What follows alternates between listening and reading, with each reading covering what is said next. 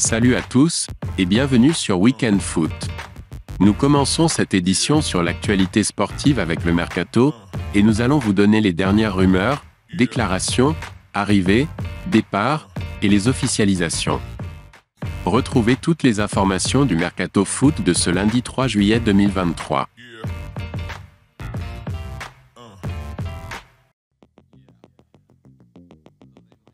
Nous commençons cette édition avec Amiens, qui annonce 2 nouvelles recrues. Désormais actif sur le marché des transferts, Amiens a annoncé l'arrivée de 2 recrues pour la prochaine saison. 2 joueurs qui viennent renforcer la défense des Picards. Kylian Kaiboué, 24 ans, débarque en provenance de Bastia pour 3 ans, alors que Sébastien Corchia, 32 ans, a signé pour 2 ans, en provenance de Nantes.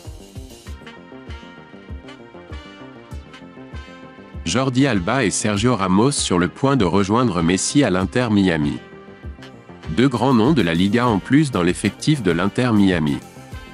Alors que la franchise de MLS a déjà bouclé les arrivées de Lionel Messi et Sergio Busquets, le quotidien Catalan Sport écrit ce dimanche que Jordi Alba, 34 ans, est lui aussi sur le point de traverser l'Atlantique, et qu'il serait en négociations avancées avec la formation floridienne. Le latéral gauche est officiellement libre de tout contrat, après 11 ans passés au Barça. Mais ce n'est pas tout.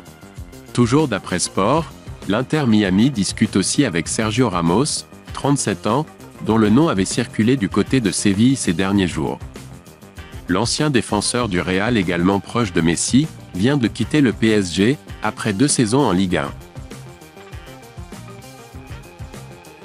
En Espagne, un classico prévu pour Arda Güler. À en croire la couverture du Mundo Deportivo, un classico se profile entre le FC Barcelone et le Real Madrid pour s'offrir Arda Güler. Le FC Séville semblait avoir pris un avantage dans ce dossier, mais le Barça a mis un coup d'accélérateur dans ce dossier. Parti du côté d'Istanbul, Deco a déjà posé les bases d'un accord avec Fenerbahçe pour le transfert du prodige turc. Le club catalan devrait payer la clause de libératoire de 17,5 millions d'euros, mais pencherait pour laisser le joueur de 18 ans une année de plus en Turquie. Le Real Madrid pourrait venir jouer les troubles fêtes dans ce dossier, comme le relaye également Sport sur sa une. L'offre présentée par le Real Madrid est basée sur 3 versements. À noter que le club madrilène propose un pourcentage à hauteur de 20% en cas de future vente d'Arda Güler. La bataille promet de faire rage. En Angleterre, le gros chèque d'Arsenal pour Tchouaméni.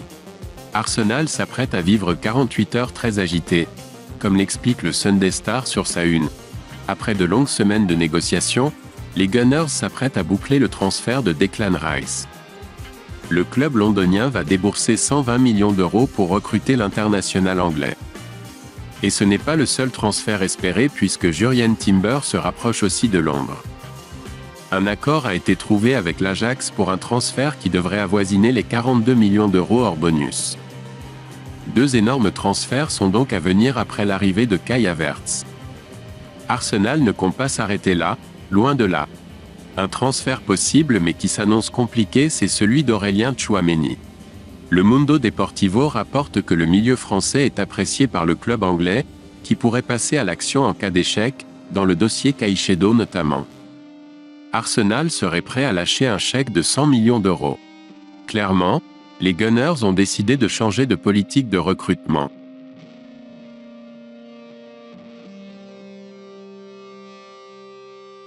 Liverpool annonce sa grosse recrue, Szoboszlai. C'était pressenti, c'est désormais officiel. Dominic Szoboszlai s'engage avec Liverpool. Le nouveau numéro 8 des Reds arrive de Leipzig. Le club anglais a payé sa clause libératoire de 70 millions d'euros. Une belle recrue pour Liverpool, qui cherchait un profil de milieu offensif. Le Hongrois de 22 ans sort d'une belle saison et a aussi marqué les esprits avec sa sélection. Toujours en Angleterre, Gvardiol veut aller à Manchester City. Leipzig confirme des négociations. Josko Gvardiol bientôt joueur de Manchester City ? Alors que le champion d'Angleterre travaille en ce sens, le défenseur a demandé à Leipzig de le laisser partir. Josko et ses conseillers nous ont fait part de leur souhait de rejoindre Manchester City, a déclaré le directeur sportif de Leipzig Max Eberl dans des propos relayés par Sky Allemagne. Nous sommes en pourparlers avec Manchester, rien de plus à dire pour l'instant. Leipzig veut au moins 100 millions d'euros, ce qui ferait de Gvardiol le défenseur le plus cher de l'histoire. Pour 100 millions plus bonus, Gvardiol atterrira dans les mains expertes de Pep Guardiola, a confirmé Eberl. Strasbourg officialise l'arrivée de Vieira. Comme annoncé par RMC Sport, Patrick Vieira est le nouvel entraîneur de Strasbourg. Le coach a signé un contrat de 3 ans sur le banc du Racing, libre depuis le départ de Frédéric Antonetti. Je suis particulièrement heureux de rejoindre le Racing, a déclaré l'ancien international français. Je connais l'histoire et l'identité de ce club, la ferveur qu'il suscite, l'importance qu'il revêt pour son territoire, terre de football et de passion. La reconstruction du club ces dernières années, sous la direction de Marc Keller, fait figure d'exemple. Nous continuons cette édition avec le mercato parisien, où le PSG a une piste pour remplacer Neymar. Le mercato parisien est dicté par l'avenir de Kylian Mbappé, mais pas que. On a tendance à l'oublier, mais l'avenir de Neymar est aussi remis en question. Si les dirigeants parisiens trouvent un point de chute au Brésilien, il partira. Et ça tombe bien, puisque le média AS nous apprend dans ses pages intérieures que son successeur est déjà tout trouvé. Il s'agit de Joao Félix, qui est retourné à l'Atlético de Madrid, après un prêt réussi à Chelsea. Le Portugais a toujours le désir de quitter Madrid, mais ne trouve pour le moment aucun projet qui l'attire. Le quotidien espagnol assure que c'est une option qui peut plaire aux joueurs. Et le futur coach parisien Luis Enrique apprécierait également le profil du joueur de 23 ans. Neymar est poussé vers la sortie, et cela le met en rage. Toujours dans le club de la capitale, le PSG cherche à vendre Kylian Mbappé cet été. Il y a quelques semaines, l'équipe révélait au grand jour que Kylian Mbappé avait communiqué auprès du PSG sa décision de ne pas prolonger son contrat jusqu'en 2025. Le club parisien, très remonté par ce choix du Français rendu public, serait désormais disposé à vendre son numéro 7 dès cet été, afin de ne pas se retrouver perdant dans l'opération. Ainsi, du côté du Real Madrid, cette potentielle vente de Kylian Mbappé a totalement chamboulé les plans du club madrilène. Car à Madrid, tout était prévu pour bouger durant l'été 2024. Mais le départ soudain de Karim Benzema vers Al Ittihad, ainsi que cette mise en vente de Kylian Mbappé par le PSG, a bousculé le mercato du Real Madrid, qui aurait bien tenté d'attirer le Français de 24 ans dès cet été. Mbappé ne rejoindra pas le Real cet été. Mais recruter un joueur du calibre de Kylian Mbappé représente une opération onéreuse. Et le Real Madrid le sait. Alors que le club espagnol a récemment bouclé l'arrivée de Jude Bellingham contre 103 millions d'euros, beaucoup s'interrogent sur les finances restantes des merengues. Selon le journaliste de Marca José Félix Diaz, plusieurs sources internes au Real Madrid l'affirment. Kylian Mbappé ne rejoindra pas la capitale espagnole cet été. Pour rappel, de son côté, l'attaquant du PSG a régulièrement affirmé sa volonté de rester à Paris la saison prochaine, quitte à se retrouver libre durant l'été 2024. Le clan Mbappé agace le Real de Madrid. En plus de sa volonté de rester à Paris cet été, la presse espagnole nous révèle que le Real de Madrid trouve Mbappé trop gourmand, car celui-ci aurait des exigences financières élevées.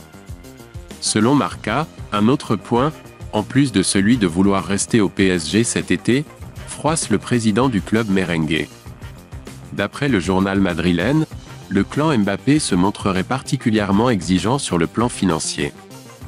L'ancien monégasque serait prêt à faire ses valises cet été, à condition d'obtenir ce qu'il souhaite, à savoir 240 millions d'euros, entre les primes, et son futur salaire sur plusieurs saisons. À l'heure actuelle, difficile de savoir quelle sera l'issue de ce feuilleton de l'été. Nous allons terminer cette édition par le copropriétaire de l'Inter Miami, qui dévoile le salaire de Lionel Messi, et tous ses autres avantages.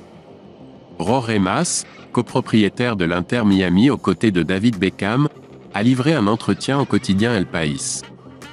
L'homme d'affaires y dévoile notamment le salaire que va percevoir Lionel Messi au sein de la franchise floridienne, entre 50 et 60 millions de dollars par an, entre 45 et 55 millions d'euros, selon les dires de Jorge Mas. À ces émoluments, il faut également rajouter d'autres avantages financiers, comme un pourcentage à la revente des maillots du club, ou encore des bénéfices sur les droits TV de la MLS, détenus par Apple. Toujours selon Mas, Messi aura des parts dans le club, lorsqu'il prendra sa retraite. Merci à tous de nous avoir suivis. N'oubliez pas de vous abonner à la chaîne et d'activer les notifications. À bientôt pour une nouvelle édition du JT Mercato sur Weekend Foot.